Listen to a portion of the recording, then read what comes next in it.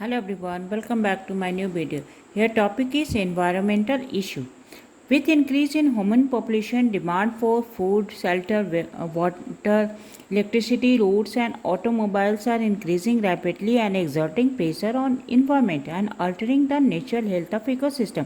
जैसे जैसे population की बढ़ रही है, क्या हमारी demand food, shelter, water, electricity in सब चीज़ों का बढ़ रहा है और ये क्या कर रहा है कि एक तरह का प्रेशर डाल रहा है हमारे इन्वायरमेंट पे, जो चेंज हो रहा है, उसका इकोसिस्टम जो है इम्बैलेंस हो रहा है.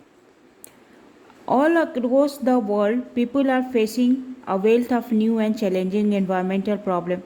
तो ये प्रॉब्लम जो है सभी विश्व के लोग इसको फेस कर रहे हैं, ये इन्वायरमेंटल प्रॉब्लम.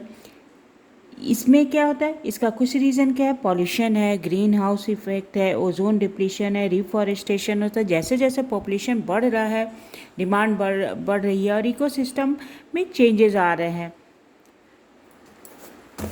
नाउ पॉल्यूशन क्या है, पॉल्यूशन जो है undesirable change in physical, chemical और biological property of air, soil, land and water.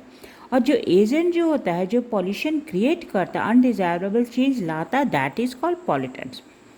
Now air pollution और इसका कंट्रोल मेजर क्या है. तो एयर जो है ऑल लिविंग ऑर्गेनिज्म के लिए एयर जो है बहुत ही इसेंशियल है. रेस्पिरेशन में इसका यूज़ होता है. पॉल्यूटेंट्स क्या करता है कि कोई भी क्रॉप का ग्रोथ और प्रोडक्शन को रिड्यूस कर देता है, साथ साथ उसके प्री मैच्योर डेथ का कारण होता है.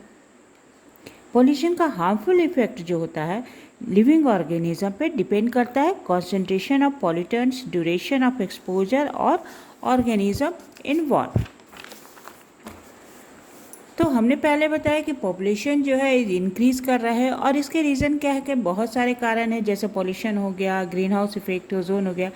इसमें ये इंडस्ट्री का भी, जैसे थर्मल पावर प्लांट हो गया, स्मेल्टर हो गया. और इंडस्ट्री जो है वो क्या रिलीज़ करती है, पार्टिकुलेट्स और गैसियस एयर पॉल्यूटेंट्स को रिलीज़ करती है अलॉन्ग विथ हार्मलेस गैसेज जैसे नाइट्रोजन, ऑक्सीजन.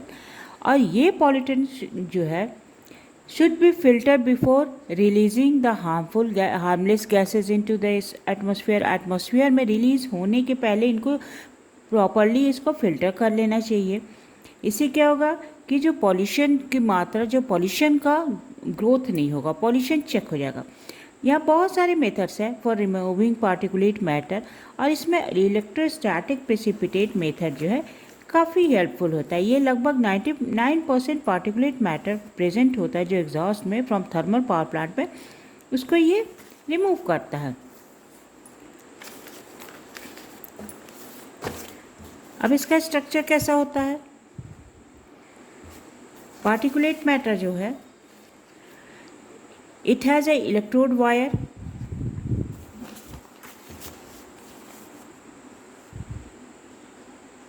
इलेक्ट्रोड वायर होता है that are maintain at several thousand volts to produce corona. अब इस डायग्राम में देख रहे हैं कि इसमें जो इलेक्ट्रोड वायर होता है ये बहुत वोल्ट को निर्माण करता है ताकि ये कोरोना का फॉर्म करता है. और ये वायर जो होता है जो इलेक्ट्रॉन को ये रिलीज करता है और ये इलेक्ट्रॉन जो है 10 particle giving them to net and negative charge. अब ये जितने सारे जैसे डर्टी एयर, ये 10 पार्टिकल को ये क्या करता है कि इसको निगेटिव चार्ज देता है, अट्रैक्ट करता है और उसको निगेटिव कर देता है. अब ये क्या है, ये निगेटिव चार्ज जो है प्लेट्स जो है वो अट्रैक्ट करता है चार्ज को, 10 पार्टिकल्स को. That clean air can pass through the electrostatic precipitator से वो क्लीन एयर पास हो जाए. और ये जो 10 पार्टिकल है, ये 10 पार्टिकल जो है वो ग्राउंडेड हो जाता है. कलेक्शन प्लेट ग्राउंडेड, ये जो प्लेट देख रहे हैं इस पे ये कलेक्ट हो जाता है और that is grounded.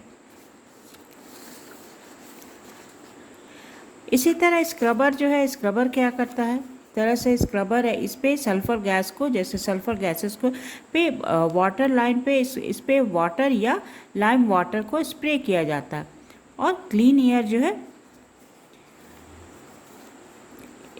Sulfur dioxide exhaust is passed through the spray of water on line. According to CPBC Central Pollution Control Board, particulate matter क्या होता है? पार्टिकुलेट जो होता है उसकी साइज़ बहुत छोटी होती है, 2.5 माइक्रोमीटर, और ये डायमीटर में 2.5 pm होता है। ये क्या करता है कि deeply inhale cause greater harm to human health. कैसे हेल्प हार्म करता है? ये फाइन पार्टिकल्स जो है inhale deeply into the lungs and cause, ये क्या क्रिएट करता है? इनहेल होने के बाद ये लंग्स को अफेक्ट करता है, जहाँ ब्रीदिंग प्रॉब्लम होता है, रेस्पिरेटरी प्रॉब्लम होता है। इसमें सिम्टम्स क्या होता है? इरिटेशन हो, इन्फ्लेमेशन हो, और कभी कभी लंग्स को डैमेज भी कर देता है, जो at last lead to premature death. Now automobiles, ये भी पॉल्यूशन का मेन रीज़न है। ऑटोमोबाइल्स भी मेन रीज़न है पॉल्यूशन का बड़े बड़े शहरों में, मेट्रो सिटीज़ में। तो उसको कंट्रोल मेजर कैसे करेंगे? प्रॉपर उस ऑटोमोबाइल्स को प्रॉपर मेंटेनेंस होता है along with the use of lead free petrol.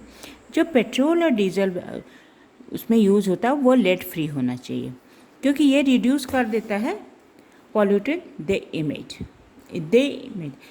अब कैटालिटिक कन्वर्टर, ये क्या करता है? कंटेंट प्लैटिनम, पैलेडियम और रोडियम एज अ कैटलिस्ट के रूप में इसमें यूज़ होता है।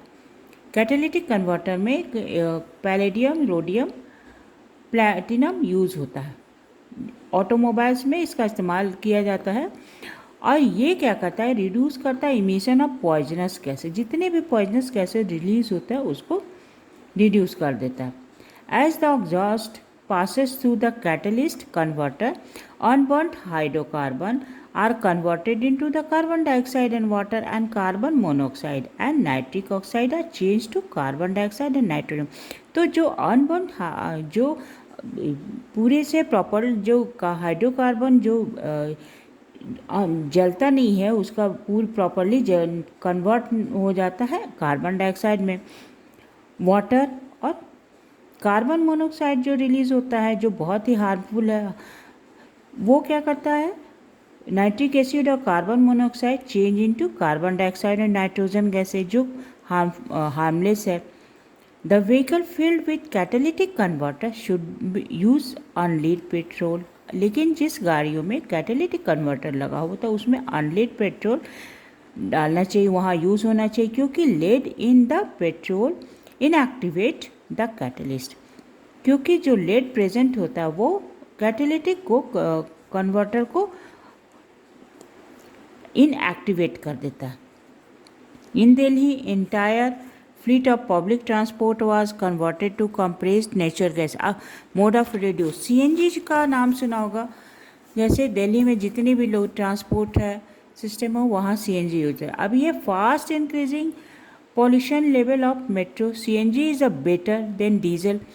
अब सीएनजी जो है कंप्रेस्ड नेचुरल गैस, ये डीजल चीपर भी है, डीजल और पेट्रोल से ये सस्ता है, पूरी तरह से जल जाता है, कम्प्लीटली बर्न, क्योंकि अनबर्न जो गैसेज होता है that is very very harmful and create pollution. तो इसमें रेसिड्यू नहीं होता and can not be adulterated like petrol में जैसे मिलावट इसमें देखने को नहीं मिलेंगे। पेट्रोल और डीजल में जैसे मिलावट देखने को मिलता है, मिलावट होता है, वो सीएनजी में नहीं होता। लेकिन इसके साथ मेन प्रॉब्लम क्या है कि अगर सीएनजी में स्विच करेंगे तो इसमें बहुत सारी डिफ़िकल्टी फेस करनी, जैसे लेइंग डाउन पाइपलाइन। अब पाइपलाइन बिछाना होगा to deliver CNG through distribution point से। अब जगह जगह पाइपलाइन की व्यवस्था करनी पड़ेगी, पंप की, ताकि अनइंटरप्रेट सप्लाई होनी चाहिए ना। ऑटो फ्यूल पॉलिसी क्या है? Auto fuel policy, the government of India has laid a road map to cut down the vehicular air pollution in many cities of India. इसमें क्या होता है? गोल इसका क्या है पॉलिसी का कि सल्फर जो reduce sulphur to 50 ppm in petrol and diesel and reduce level of aromatic hydrocarbon to 35% तक कम किया जाए। इसमें Bharat stage second will be applicable to all automobile in all cities. ये अप्रैल 2005 में स्टार्ट किया गया। इसमें Delhi, Mumbai, Chennai, Kolkata etcetera will have to meet Euro 3 emission norms from 1 April 2005 से and Euro 4 emission norm from April 2010 तक। ओके अब मैं वाटर पॉल्यूशन जो है अपने नेक्स्ट वीडियो में